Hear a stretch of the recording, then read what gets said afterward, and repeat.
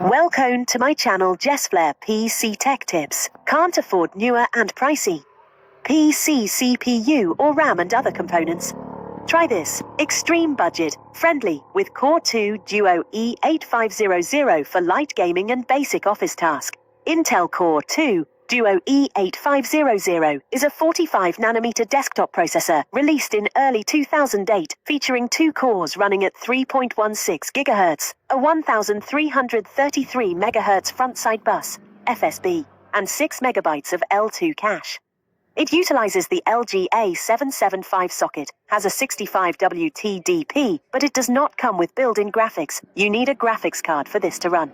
For the motherboard, we chose Gigabyte GA-G41M-Combo, and similar GA-G41M-ES2L is a micro ATX motherboard for Intel LGA775 processors, featuring the Intel G41 chipset with GMAX4500 graphics. It supports 45nm Core 2 processors, FSB 1333 MHz, and offers flexible memory support for both DDR2 and DDR3, non-mixed, up to 8 GB.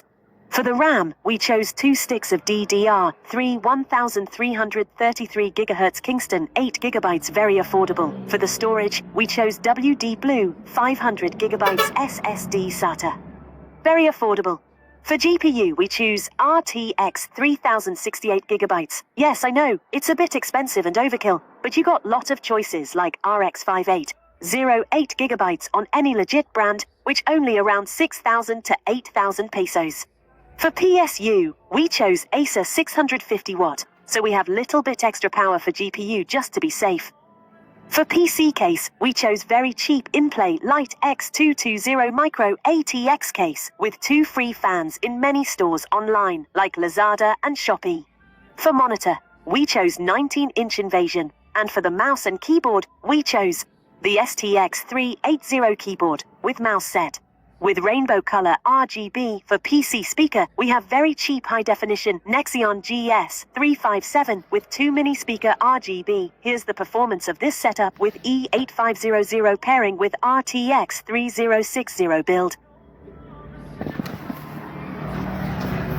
Minimum 1% and 0.1% lows of 3 FPS. Obviously it wasn't great and it wasn't really playable. You're not supposed to run anything even remotely modern on such an old processor and expect it to be halfway decent. Compared to any low-end modern CPU, this thing is a piece of shit, and I just wanted to see if it could be used to do anything 17 years later. BattleBit, however, actually ran fine. This game is a low-end gamer's dream. It's fun, popular, and you can run it on basically anything. With the lowest settings in 1080p, we got an average of 46 FPS with a minimum of 11, 1% lows of 15, and 0.1% lows also of 11. I wasn't really expecting this. I figured the game might get like 30 max, but it was playable and plausibly competitive. Now at this point, I still had some delusions of grandeur of this CPU getting at least 5 FPS in Cyberpunk, but BeamNG Drive helped me realize that that wasn't going to happen in my wildest dreams. In 1080p with the low settings, got an average of 12, a minimum of 4, with 1% and 0.1% lows of 6. You can't really play it, but this is not an easy game to run, and at least it's spitting out a few frames. Now, for the reasonable people out there, we did play a few older Valve games. CSGO was the first up with the lowest settings in 1080p and got an average of 36 FPS with a minimum of 13, 1% lows of 17, and 0.1% lows of 14. This one went worse than I expected. You can run CSGO on basically anything, but apparently not a Core 2 Duo E6700 using Tiny 10. Left 4 Dead 2 was also kind of a letdown.